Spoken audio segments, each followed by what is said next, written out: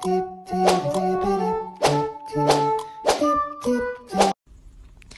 hindi kayo malito kung i-credit or i-debit ba yung account, dapat alam nyo ang normal balances nila, kung saan sila nag-i-increase.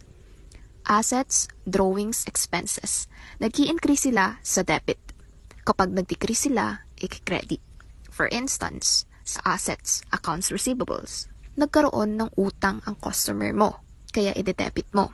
Kapag nagbayad na yung customer mo sa'yo, i-credit mo. Ganon din sa drawings and expenses. Kapag nagkaroon, i-debit. Kapag nabawasan, i-credit. Pumunta naman tayo sa liabilities, equity, and revenue. Ang normal balance nila ay credit. Kaya naman kapag nagkaroon ka ng mga ito, ay i-credit mo. At kapag nabawasan naman, i-debit mo.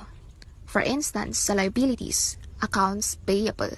Kapag nagkaroon ka ng utang, i-credit mo. Kapag nakapagbayad ka na ng utang, i-debit mo. Ganon din sa equity at revenue. Kapag nagkaroon, i-credit. Kapag nag-decrease, i-debit.